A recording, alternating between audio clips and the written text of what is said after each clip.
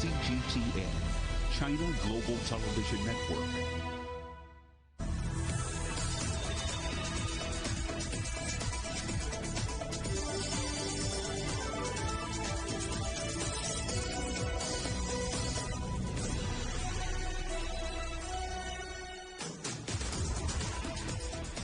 Hello and welcome to Global Business Europe, live from CGTN in London. I'm Jamie Owen. And I'm Robin Dwyer. Our top stories. Keep taking the vaccine. The message from the EU's top drugs regulator, who says there's no evidence the AstraZeneca jab causes blood clots. Our other headlines: intensive care doctors in Germany call for another lockdown to combat a third wave of coronavirus. We're in Anchorage ahead of the first high-level talks between China and the United States during the Biden presidency. Prime Minister Boris Johnson sets out the UK's foreign and defence policy after a year-long review. Plus, sniffing out the facts on COVID-19, the latest research on how your sense of smell is affected by the virus.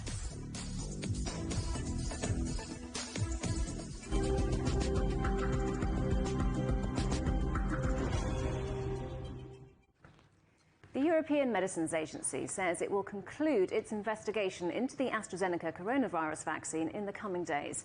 The rollout of the jab has been paused in several countries over safety concerns, but the European regulator says it remains convinced that the benefits of the jab outweigh the risks. Germany, France, Venezuela and Indonesia have now joined a growing list of countries globally that have temporarily suspended use of the jab. They say it's a precautionary measure following reports of at least 40 vaccinated people under the age of 50 having developed serious blood clotting issues. So far, about 17 million people in Europe have received a dose of the AstraZeneca vaccine, with the World Health Organization and the European Medicines Agency both recommending patients continue its use. The pharmaceutical company says there's no evidence of an increased risk of clotting due to the vaccine, with the number of such events reported much lower than would be expected to occur naturally in a general population, and is similar across other licensed COVID-19 vaccines.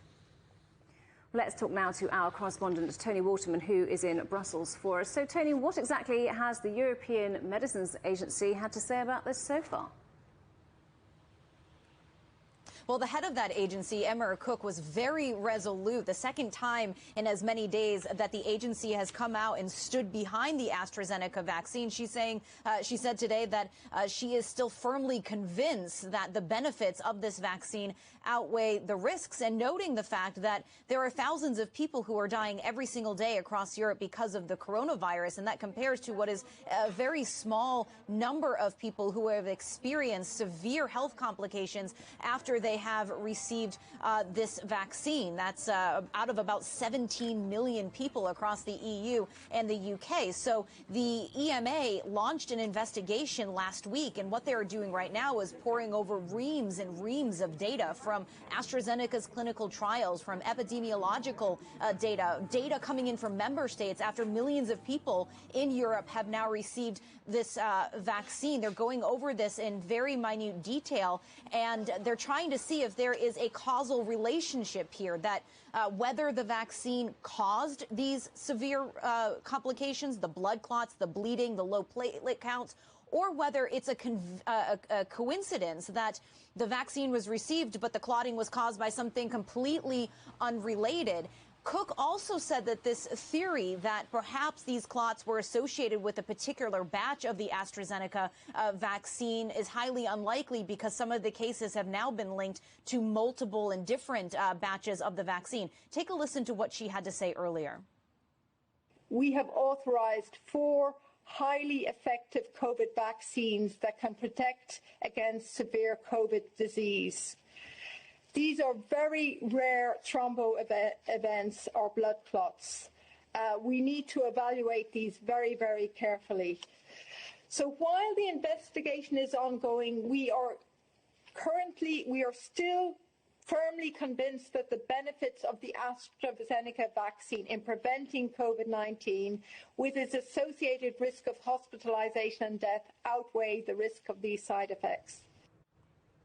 So, Tony, where does this leave the rollout of vaccines now across Europe? Well, in a bit of disarray, to be honest, Europe's vaccine rollout has already been quite slow and clunky since the very beginning. And now there are reports coming out from Germany and Italy that you have vaccination centers closing their doors. You have these abrupt cancellations to appointments, that healthcare workers are confused over what they should be doing, and patients are confused themselves, not knowing if they should receive this vaccine, even when and if it becomes available again. Countries across Europe, though, saying that they've done this as a precautionary measure and that they're just waiting for this fresh guidance from the European drugs regulator to understand what their next move should be. That is going to come on Thursday. We're expecting the results of this investigation at that point in time. But in the meantime, you have more and more countries going on this very long list of countries which are hitting the pause button on this rollout. And there are concerns that this is going to have lasting damage to not just the AstraZeneca vaccine and its rollout, but potentially to all the vaccinations, perhaps even undermining confidence in the vaccine rollout globally. Tony, good to talk to you. Tony Waterman there in Brussels. Well, in the UK, the government and health regulators have been urging people to attend vaccination appointments and continue having the AstraZeneca vaccine. With one of the best inoculation rates in the world, the fear is that pausing the vaccine rollout in other countries will dent public confidence. John Beaver reports now from Bristol. It's still business as usual at vaccination centres across the UK. More than 26 million doses have now been administered since the programme began last December, a mix of Pfizer and the homegrown Oxford AstraZeneca vaccine.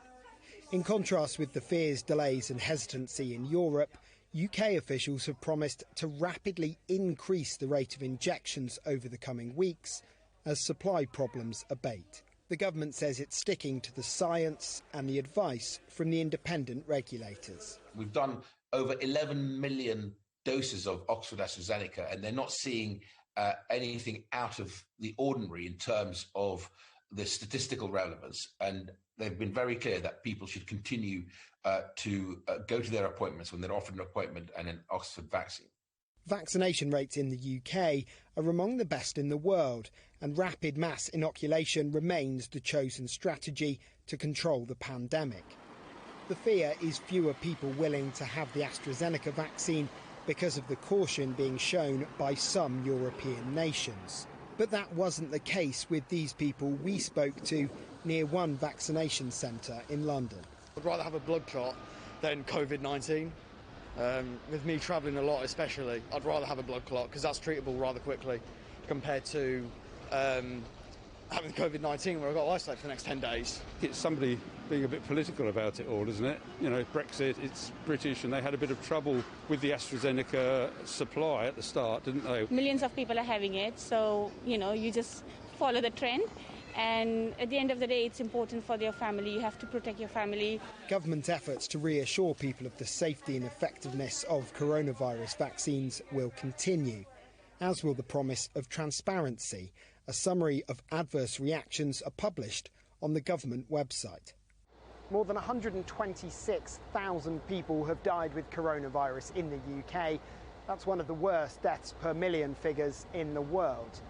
The speed of the vaccination programme is literally a matter of life or death.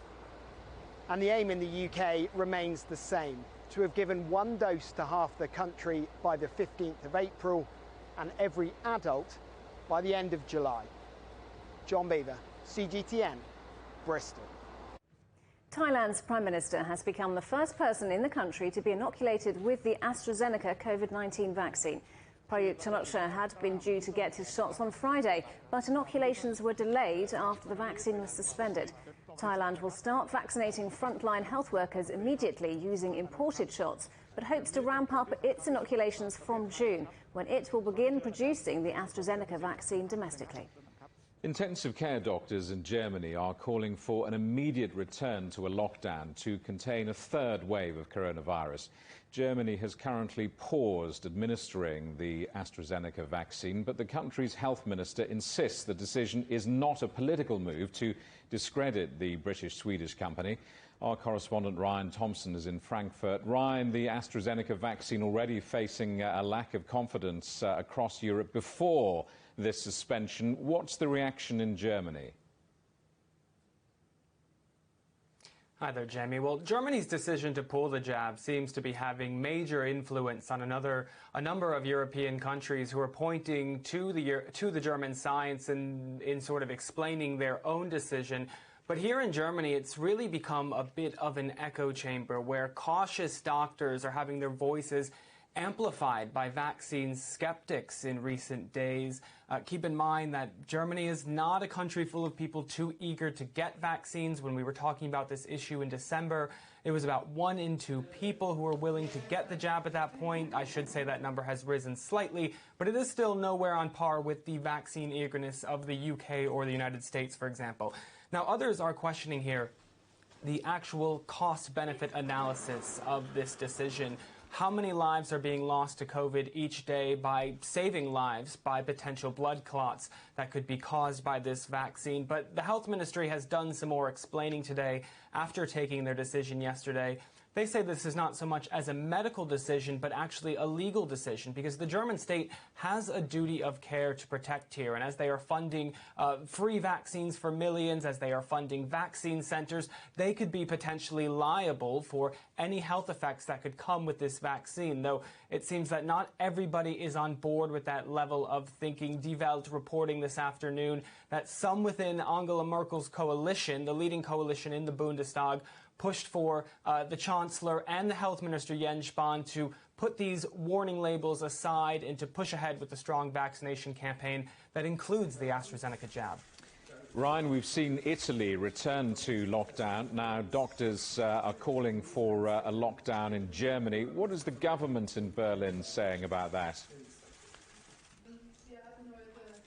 Well, perhaps that's why normally risk-averse Germans here are actually kind of okay with pulling the warning label off, or at least some of them doing that. These are not bright days for Germany. We are seeing exponential growth in the new number of coronavirus infections. 20% more infections this week compared to the same time last week. And the Robert Koch Institute, they're the organization responsible for Germany's coronavirus coordination. They have said point blank, Germany is at the beginning of its third wave. They say much of that growth is being driven by the variant first discovered in the United Kingdom. And remember, restrictions have just been loosened here in Germany. About a week ago, some shops were allowed to reopen, more contact was allowed. That is fueling and coinciding with this rise in infections, and many are fearful that with the upcoming Easter holiday and more people gathering to see family, that potentially the real threat here is that by mid-April, the number of new infections could return to that same figure we were seeing in mid-December, late December, which was nearly 200 infections on the 7-day average for every 100,000 people, the real peak of the second wave. Ryan Thompson in Frankfurt, thank you very much. Nokia says it plans to cut between 5,000 and 10,000 jobs worldwide over the next 2 years. The Finnish telecoms firm says a restructuring will allow it to boost research and development investment as the company competes for 5G market share. It's not known where the cuts will come across its 90,000 global workforce. TikTok owner ByteDance says it will start to develop semiconductors. The company has established a team to explore the development of artificial intelligence chips. China is the world's largest purchaser of semiconductors, with $143 billion worth sold there in 2020, but only a fifth were produced domestically. Baidu and Alibaba have already announced plans to produce semiconductors. Facebook has reached a 3-year deal with Rupert Murdoch's News Corp to pay for news content in Australia. News Corp Chief Executive Robert Thompson hailed the victory, which he said was more than a decade in the making. Facebook caused anger around the world with a 7-day blackout that blocked users in Australia from seeing news content on its service. British bank NatWest is to appear in court in April to face charges of money laundering. The UK's financial regulator says the bank failed to detect suspicious activity by a customer depositing more than $550 million over 5 years, most of it in cash. NatWest says it's cooperating and takes anti-laundering efforts very seriously.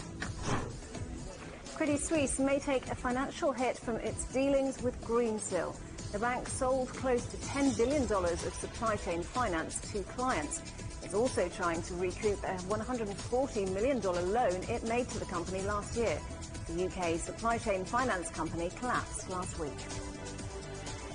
You're watching CGTN. Still ahead, the UK government promises to make streets safer for women, but critics say it doesn't go far enough. And Asian communities in the UK warn of rising levels of racism in the pandemic.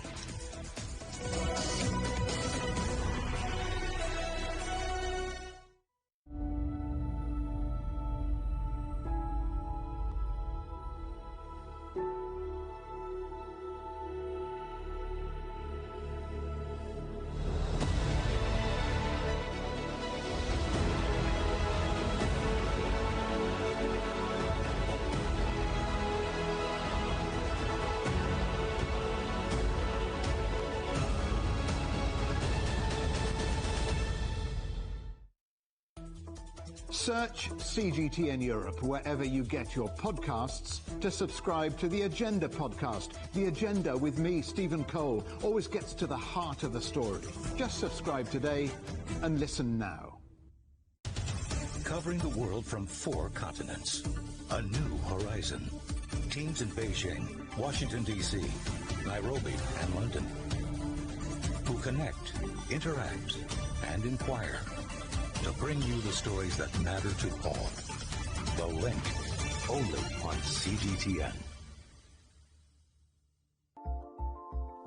Don't forget you can sign up to our daily newsletter.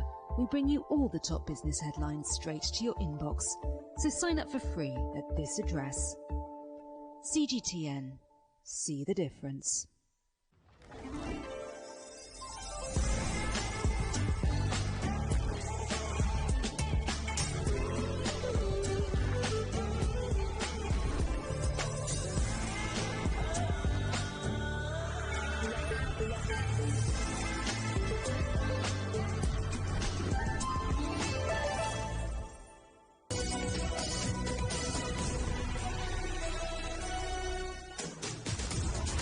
Welcome back to Global Business Europe, live from London. A reminder that CGTN is available to watch for free on all the major digital platforms, on Smart TV or online on Roku, Apple TV, Amazon Fire and Android TV, on YouTube and Dailymotion, as well as CGTN.com and the CGTN app. A police officer has appeared in court in the UK charged with the murder of a 33-year-old woman. Sarah Everard went missing as she walked home in London on the 3rd of March, and her remains were found in a wood a week later. The UK government has promised to improve women's safety. Nicole Johnston reports. The British government has announced it will spend an extra $40 million making the streets safer for women. It says the money will be spent on extra CCTV cameras, better street lighting and putting undercover officers inside clubs and bars, as well as stronger sentencing. The government was forced to act due to a public outcry after a British woman was found dead outside London in Kent. Sarah Everard went missing while she was walking home at night. A Metropolitan Police officer has been charged with her kidnap and murder. The case has ignited a fierce debate in the UK about violence against women and girls. Hundreds of women have come forward with their own stories of harassment and assault and accused police and the courts of failing to punish abusers. Over the weekend, women gathered here for a vigil in Clapham Common, but the police said that it breached lockdown restrictions, and the police ended up coming in. They manhandled some women to the ground to try and break it up. That in turn has caused a public outcry, leading to even more protests, and critics say that the police response was disproportionate. At the same time, the government is debating a bill to change how protests are managed in this country. The opposition says it will restrict freedom of speech. The bill is also designed to end the early release from prison of people convicted of sexual abuse like rape. The murder of Sarah Everard has forced the UK to confront issues like misogyny and the harassment of women and girls. And all day, people from across London are coming here to this memorial to pay their respects and to add their voices to the demands to end violence against women. Nicole Johnston, CGTN, South London. The death of Sarah Everard has sparked debate about female safety. It's a conversation happening on the streets as people turn out to protest, and in government as politicians pledge to strengthen institutions meant to protect women. According to a new report by United Nations Women, almost all 18 to 24-year-olds in the UK say they have experienced sexual harassment. 96% of the women surveyed said they didn't report sexual harassment, mainly because they didn't think the incidents were serious enough, or because they didn't think reporting would help. The report says this highlights a lack of trust in reporting mechanisms. This is a global issue, with 90% of women in some cities saying they feel unsafe in public spaces. Well, Claire Barnett is the Executive Director of UN Women UK, and I'm pleased to say she joins us live now. Thanks for being with us, Claire. So what happened to Sarah Everard has caused something of an outcry in the UK. Do you think we're now at a point where there's enough momentum to push for meaningful change to improve women's safety? Well, we very much hope so. I think it's incredibly sad that it always takes a horrific case like this often to build up the public conversation enough to demand change. We've been doing this work around the world as UN Women for 10 years now, and in the UK, we've been actively running the Safe Spaces Now project for a year, and we've never seen this level of interest and momentum. So our message is, whatever has gone before, we have to make sure that now is a moment for change. We have a really unique moment when we return to public spaces at the end of lockdown to redefine not only the way that we build, construct and use public spaces, but the behaviour within them to make that more inclusive and safe for women and girls. So we're asking stakeholders of all kinds, the government, the police, corporates and communities to be involved in making that safer. And this really is a huge problem to tackle, isn't it? Your figures show that more than 70% of women in the UK have experienced sexual harassment. Yeah, what we're hearing from the interviews that accompany the data is that almost every woman has a story of one kind or another. And it's important to note that this is a spectrum of behaviours, as you mentioned previously, ranging from what some people might describe as milder behaviour like catcalling and wolf whistling to more serious attacks and rape. And we do see that in times of crisis like the COVID pandemic, all sorts of violence against women, yes, including domestic abuse, but also sexual exploitation, rise around the world. And that's a trend that we see consistently. So we need to be really conscious of how the pandemic and the strain it puts on communities will affect that now, because we're just seeing hundreds of thousands of women speaking out about this online and saying that something has to change. So we just talked then about meaningful change to improve women's safety. What would you actually like to see happening to make that so? Well, critically, we would of course like to see the response when women are victims and survivors of abuse and attacks to be strengthened. So we want women to feel that they can report, know how to do it, and as you mentioned, have trust that it will change things. But that's critical as well. The other side is that we want to work on prevention, not just response to the issue. So legislation is a part of this, as are the emergency services, but we also need to be working on changing behaviours. So we've brought together, as part of our Safe Spaces Now project, over 600 women over the past 3 months to design solutions from nightclubs to public transport that will really help those spaces and behaviour improve. And that's something that we want to see action on before the end of lockdown, so immediately. We talked about behavioural change there. Isn't what's needed a societal change rather than necessarily more laws and prescriptive ways of making things different? Absolutely. And I think that's a great point. So gender equality is not, or inequality is not a disease that we can find the cure to. It's something that involves everybody having a role in changing perceptions and behaviours. So we really see this as a society-wide issue. It's not about pointing fingers. It's about saying, how can we all get on board with having a role in our communities, our workplaces, as parents and as leaders in changing things and making all public spaces safe and inclusive for women and other marginalised groups and genders. Let's hope we are now at that tipping point. Claire Barnett from UN Women UK, thank you very much indeed for joining us. Asian communities in the UK are reporting a rise in the number of racist incidents. Some say they feel the COVID-19 pandemic is worsening a problem previously overlooked. Naweed Jabarkal reports. More than a year after COVID spread across the world, impacting people of all races, Chinese and East Asians in the UK say they're seeing a rise in racism driven by the pandemic. Last month, this 23-year-old university teacher in England says he was attacked by 4 white men who shouted at him to, quote, go home. And it's a picture playing out across the UK. Because we look Chinese and then you treat us like a virus when you saw us. Shirley O-Young is chair of the Chinese in Wales Association. She says dozens of incidents of racial abuse have been reported to the group, mainly early on in the pandemic. Eileen Wong, who's Welsh and British, is one victim. She says growing up, families like hers accepted the racism, but recent events have changed her outlook. When my son came home and told me that he was called coronavirus and deliberately coughed on, I thought, no, you should not have to put up with this behaviour. I've just sort of sucked it up, if you like, and just accepted what's happened, because I thought I can deal with it. But when it's somebody that you love and somebody's close to you, you want to protect them. For many victims, hearing world leaders like former US President Donald Trump refer to COVID as the Chinese virus has fueled the issue. It's not racist at all, no, not at all. It comes from China. End the Virus Against Racism is a UK organisation raising awareness about the abuse faced by East and Southeast Asians. It says there's been a 300% increase in hate crimes towards such people since the coronavirus began. Official police figures here in London paint a similar picture. Many victims are calling for more protection to crack down on a problem they say has been around far longer than COVID. In addition to worrying about their lives and jobs during this pandemic, they're also having to endure racism.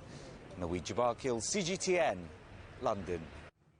Scientists have turned their attention to one of the stranger symptoms of COVID-19, the loss of smell. CGTN's Nicole Ng reports.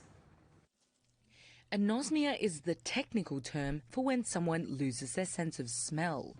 Normally, it only affects 5% of the population, but since COVID-19, it's been popping up all over the world. Some of those who recover from the disease reporting either a temporary loss or a distorted sense of smell. According to new research, it's something which affected over 1 in 10 hospitalized patients in Wuhan. But some scientists are saying that number may be on the low end. Chang Xiaoyue tested nearly 800 people in the Chinese city last year. She said many were affected, a small number of them seriously. I met a woman who lost all perception to smell, but she still can perceive the intensity. She thought it is a very strong sense, but she can't tell what odor it is. Now, to understand how someone's sense of smell changes over time, we really need to be able to measure it. And how we do that is through these sniff tubes. I'll take one and smell it and explain to scientists, for example, that this one smells like coffee, but it might also smell like oranges. Xiao Yue and her team developed a special set of tests for the Chinese population, using familiar food smells like soy sauce, sesame oil and cumin. They used this test to compare those who had recovered from COVID to those who hadn't been infected at all. Many people think they totally recovered from the infection loss, but in our test, they are not. They are not fully recovered to the control level. Similar tests are being conducted around the world, spearheaded by the Global Consortium for Chemosensory Research. The COVID history. The group has been collecting information in over 20 languages. To explore the relationship between COVID-19 and the loss of smell or taste. China member Cheng Jingguo says the GCCR scientists now believe loss of smell to be the most reliable indicator that someone has had COVID. He's hoping more research and more awareness could help those countries still battling outbreaks. To remind our public population to awareness of the loss of smell or taste, and maybe then got the COVID-19 test earlier, and then confirmed earlier, and then got the treatment earlier. Nicole Ng, CGTN. China says it'll donate 300,000 doses of COVID vaccine to United Nations peacekeepers, giving priority to Africa.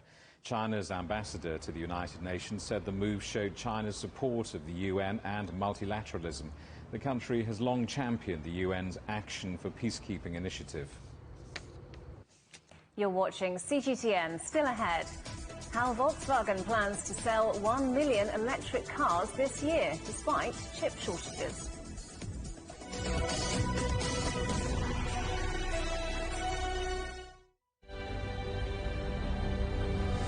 Patient after patient after patient. They take a long time to get better. They're the sickest patients we've ever seen. It's a race against time, because we can all see the threat that our NHS faces, the pressure it's under. We're dealing with something we knew very little about. Europe's first 2 epicentres in February have received their first dose of the Pfizer-BioNTech vaccine. Another day, another grim milestone for the UK in its fight against COVID-19. 100,000 people have now lost their lives after contracting the virus. On the agenda with me, Stephen Cole, we look up into space. We look down into data. We look at debt. We look at politics. We look at opioids, climate change. We look at all the issues that really matter around the world. But you matter too. We want to tell the stories you want to see and hear about. Make it your agenda.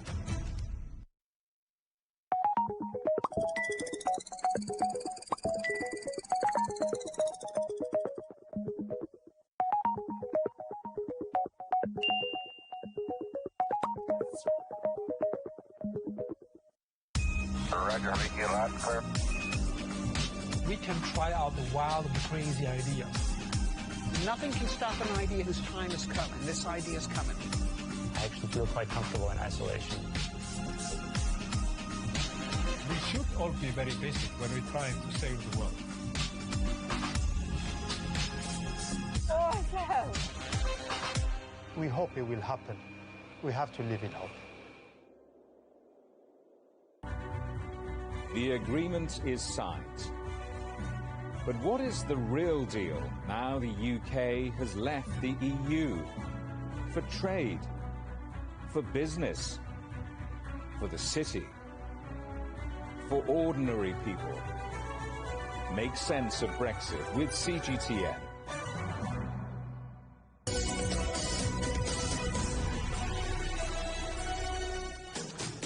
Hello, welcome back to Global Business Europe with Jamie Owen and Robin Dwyer. Our top stories: keep taking the vaccine, the message from the EU's top drugs regulator, who says there is no evidence the AstraZeneca jab causes blood clots. And intensive care doctors in Germany call for another lockdown to combat a third wave of coronavirus. The UK Prime Minister Boris Johnson has laid out his foreign and defence policy for the next decade. Speaking in the House of Commons, he said the purpose of the UK's biggest such review since the end of the Cold War was to make the UK stronger, safer and more prosperous. Well, let's talk to our correspondent Andrew Wilson, who's been following proceedings. Andrew, what exactly has Boris Johnson outlined?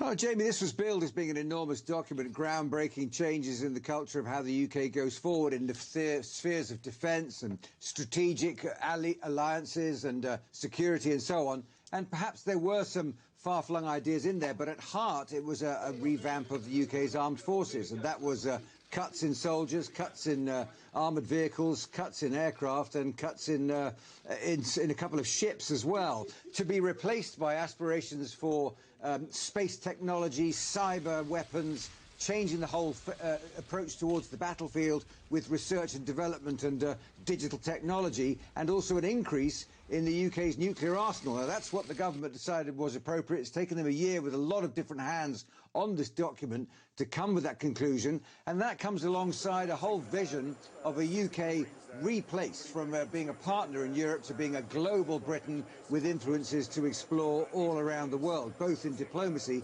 and, of course, in trade as well. What was interesting was the Prime Minister was at pains in the House of Commons to redefine perhaps what the UK was and what the UK is today and how important that is for it to nourish that. This is what he said in Parliament today.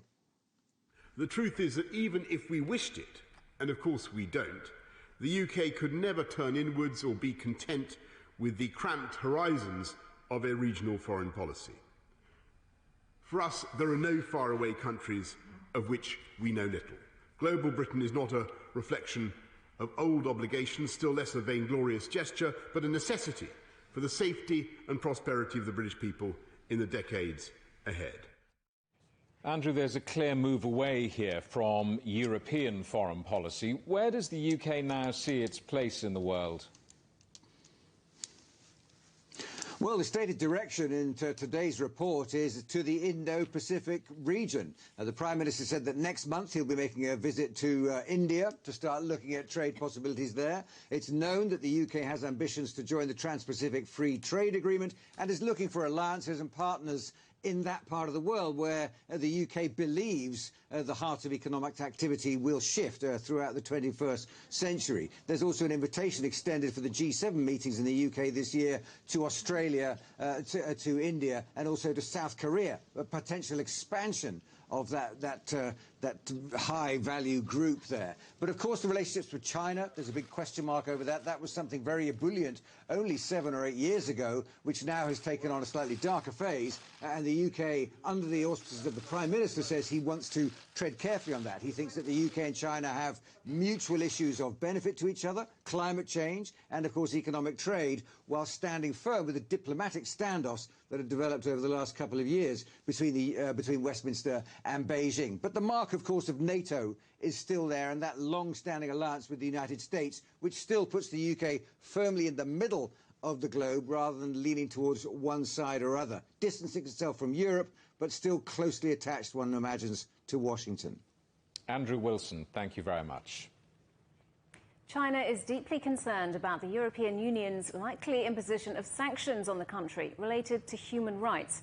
The head of the Chinese mission to the EU gave his reaction in an online think tank event.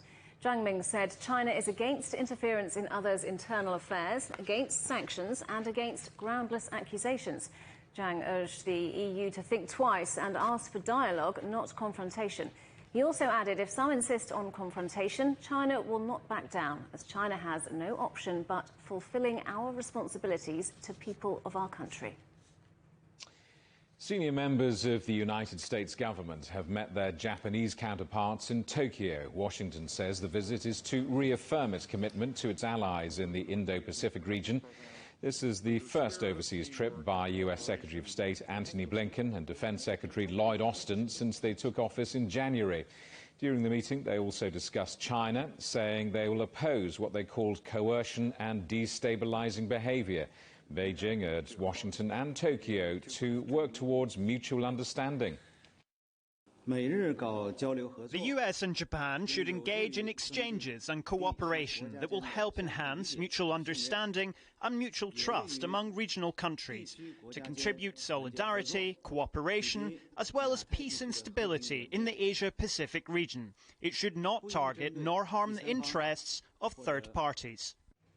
China routinely calls on the US to meet it halfway, and this week they're taking that approach quite literally. Diplomats from both countries are meeting halfway between Beijing and Washington in the Alaskan city of Anchorage. CGTN's Nathan King reports. Anchorage very much right in the middle of US-China relations this week, including physically. It's 6,000 kilometres from here to Washington, D.C., 6,000 kilometres from here to Beijing. So a perfect backdrop also for the issues when it comes to issues that could bring the two sides together and have done it in the past. For example, climate change, commerce and also COVID.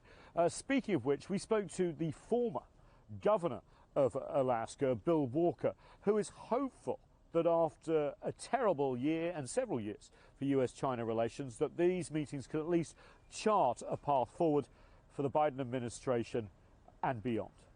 China is our largest trade partner. They have been for 13 years, and largely with seafood, oil. The amount of oil that's shipped from Alaska to China has doubled from 2019 to 2020. So we have a lot of Asia is our market. Governor Walker has hosted President Xi before after his Mar-a-Lago visit in 2017. He stopped over here in Anchorage. Alaska has 15 memorandums of understanding when it comes to natural gas exports to China. Those haven't developed because of the trade friction. They are ready to go. And in fact, a lot of Alaska's development depends on those contracts when it comes to the energy sector. They've seen an uptick in tourism from China over the years, and they want that to come back as COVID recedes. So it's a very important backdrop. As for the talks themselves, well, just Thursday, as you know, the Secretary of State from the US is coming back from allies Japan and the Republic of Korea to be joined by the National Security Advisor and, of course, China's top diplomat and Politburo member Yang Jiechi and Foreign Minister Wang Yi. The first face-to-face talks with the Biden administration. The rhetoric has already turned way down. Now will the policies change as well? Nathan King, CGTN, Anchorage, Alaska. The United Nations says the military in Myanmar has used unlawful, lethal force against peaceful protesters.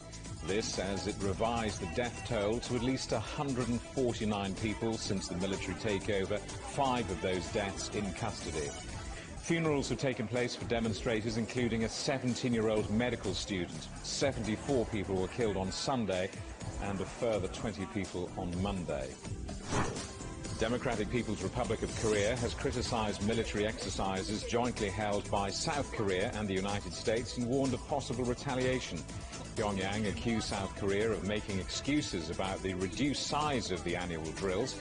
It warned the U.S. administration if it wants to sleep in peace, it had better refrain from causing a stink. Tens of thousands of Bolivians have taken to the streets to protest against the arrest of the former president, Janine Áñez. She's been charged with leading a coup against her predecessor, Evo Morales. The Organization of American States has expressed concern. The U.S. Senate has confirmed Deb Haaland as Secretary of the Interior. The New Mexico politician becomes the first indigenous person to head a cabinet agency in the United States. Haaland, a member of the Laguna Pueblo tribe, will also handle oversight of more than 202 million hectares of U.S. land. Prince Philip has returned to Windsor Castle after his longest ever hospital stay. A Buckingham Palace spokesperson said he wished to thank all the medical staff who looked after him.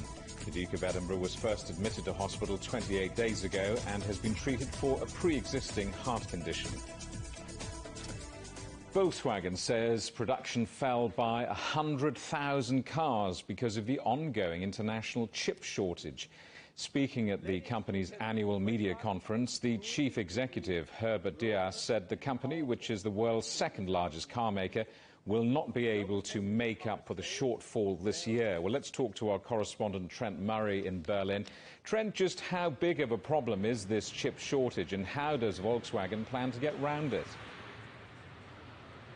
Yeah, well, it's been a difficult 12 months for automakers right around the world, of course, off the back of the COVID-19 pandemic. But just when they were looking to recover, they are now facing this semiconductor shortage. And Volkswagen, as one of the world's biggest car companies, is right at the centre of that. As you said, some 100,000 cars right across their group, including brands like Audi, Skoda and Seat, were unable to leave the factory because of this semiconductor shortage. But the company, nevertheless, does say that it is hoping to be able to restore some of that production as supplies come through. They are aiming, they say, for an end-of-year operating margin of 5 to 6.5% towards the end of this year, more towards the upper end of that forecast. And they say by 2025 they want to get back to their pre-pandemic levels of around 7 to 8% for their operating margin. But, of course, this has been a big 24 hours for Volkswagen. It was just yesterday that they announced that they were going to really hit the accelerator, if you will, when it comes to their electric strategy. They say that they're going to build some 6 battery cell factories across Europe, as well as upgrade existing and also new electric charging infrastructure. But the main issue of the day does remain that semiconductor shortage. A number of issues, like things like the weather in the United States has hampered production of those semiconductors. And it was during the press conference, actually, that this issue really came to light. And the head of Volkswagen was asked, given the problems that this semiconductor issue is causing, and in particular the fact that so many semiconductors come from Taiwan and Asia, should the company start to move semiconductor production right here to Europe? This was his response. I don't think that's an easy thing to do, especially semiconductor production is a global industry, different technologies used in other parts of the world. Now, we have bottlenecks now with the 54 nanometer semiconductors that are usually also used in consumer electronics. So establishing and building up an exclusive automotive supply chain for Europe is probably not going to happen. It's not going to work. It's not going to be efficient either. So I think we need to make sure that there's plenty of redundancy in the system, and semiconductor supplies will continue to be a global market in the future as well. And Trent, shares rose after Volkswagen announced its plans for electric vehicles. Yeah, they were up around 5% today on the DAX. Investors clearly liked what they saw when it came to the direction that Volkswagen is looking to head. Of course, it really is putting all of its chips in the corner of the electric vehicle stakes. Just to give you an idea, Jamie, this past year, in the last 12 months, they sold around 420,000 electric vehicles right around the world across their group. Well, they say that by the end of this year, they are hoping to double that. They're very confident that they'll be able to get to a target of 1 million electric vehicles sold around the world. But of course, a lot of that depends on the future production capacity at their sites, both in China and in Europe. They made no secret of the fact that it was the Chinese recovery that has really helped them be able to buoy their bottom line, if you will, because of heavy losses here in Europe has somewhat been broken away because of the recovery in China. But needless to say, it has been a difficult 12 months for Volkswagen. They say their goals are to try and get to 1 in 5 vehicles being electric within the next 3 to 5 years. Trent, the Volkswagen's annual media conference isn't always the most comfortable event. We all remember the Dieselgate scandal. Do you get a sense that the company has put that behind it, even though many of the legal actions taking place around the world against the company are still ongoing? Yeah, look, I think it's a very good question, and it didn't really come up today at the meeting in some ways, and I think that's because they are trying to put it behind them. They spoke a lot about their battery strategy, a lot about their electric strategy, and they also made a really big deal out of the fact that 41% of Volkswagen's cars are sold in China, and they say that they are currently the market leader as a group there, and that is something that they do not want to let go of. They're increasing production at their sites in Shanghai, and they also mentioned the EU-China investment deal, saying that that is going to allow them to invest further in manufacturing there. But of course, I think the big concern for drivers now is the price of their vehicles and whether that battery technology can try to bring the prices of EVs down. They say that some of the technology they're working on now could see savings of around 50% on current battery technology, thus making those vehicles a little bit cheaper. Trent Murray in Berlin, thank you very much. You're watching CGTN. Still ahead. 1 year into the job, how is the boss of the Bank of England faring, navigating the UK out of Brexit and the pandemic?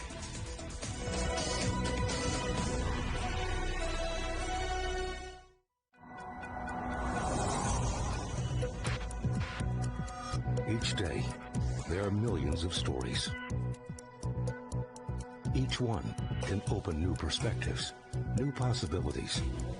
Wherever you look, we are there to see, discover, explore. We put the pieces together to find what really matters to you, all around the world, all around the clock. Our reporters are at home across the globe.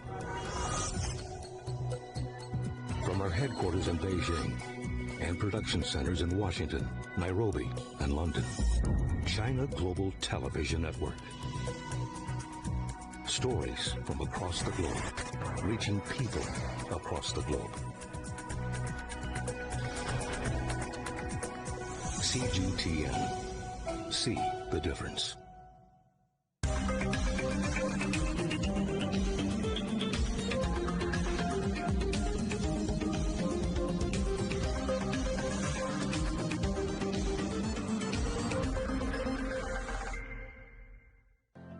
Mari, what would you say is a good question? Stephen, I'd say it's one where there's always more than one answer. The Answers Project is a new podcast series from CGTN Europe. With me, Stephen Cole. And me, Mari Beveridge. In each episode, we'll take a complex question. And with the help of some of the world's foremost experts, shine light on some of the answers. So join us for The Answers Project. Available wherever you get your podcasts.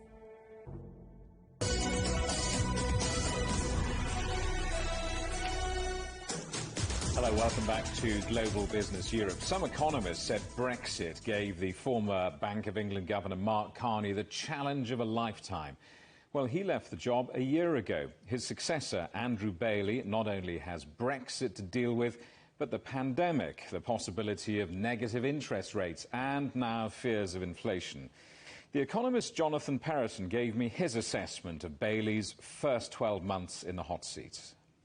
As you say, it's an extraordinary year for him, so he's probably handled it about as well as could have been expected, given the cards that were dealt with him.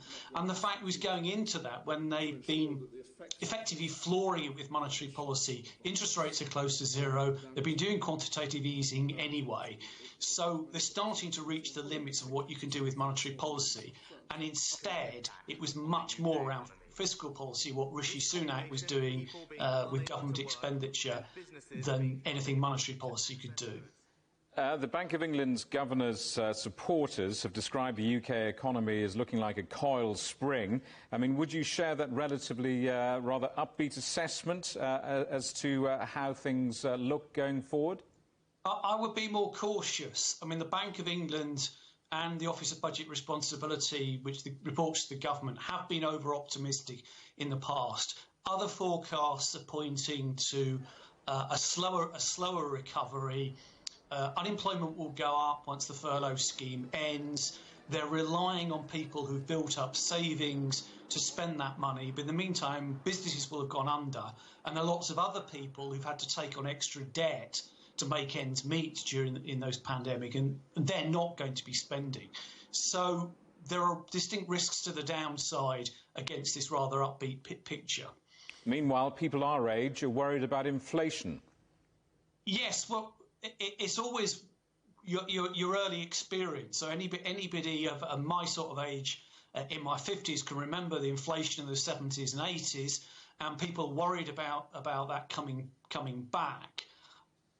We haven't had a problem with inflation really for some decades now, so I'd be cautious about whether the conditions for high inflation are really around the corner. Certainly compared to the sorts of things that us older people can remember from the 70s and 80s.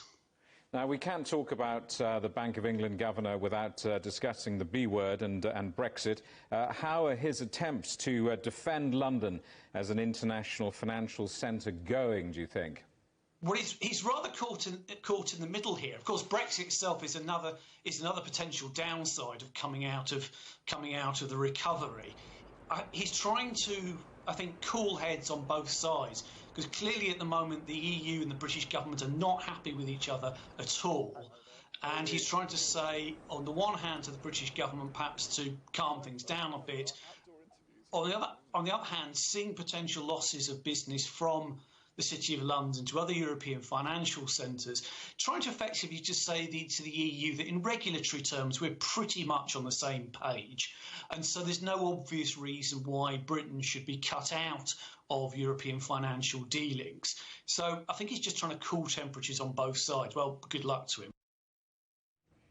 The pandemic has put immense pressure on airlines, with passenger numbers plummeting as governments around the world introduced lockdowns and travel restrictions. CGTN's Juliet Mann spoke to the Director General of the International Air Transport Association and asked him if it's had an impact on the industry's green agenda. This industry is in a surviving mode, first of all, so that's the key priority. But we haven't forgotten and we haven't given up our commitments for environment that we took 12 years ago, and we have remained fully committed to the targets we have put forward 12 years ago, particularly to reduce our CO2 emission. So they are there. We will do them, we will do whatever we can to reach them. So how can airlines be greener? First of all, the airlines have done already a lot. We have invested in much more economical aircraft, economical in fuel. We are working on many additional policies, waste recycling, food recycling, single use of plastic, so many things that go with the environment. We are working on using massively sustainable alternative fuels to replace the kerosene. So if you do that, you do not emit new CO2 in the air. So your carbon footprint is maintained constant. We are working with the aircraft manufacturers on new technologies, so electrical aircraft, hydrogen aircraft, everything that science will provide. You talk about fuel, alternative fuels there, and of course KLM has trialled this sustainable synthetic fuel. Is that the future? Yeah, what is the future is to have biofuels that are produced by any means that do not increase the level of carbon on the planet.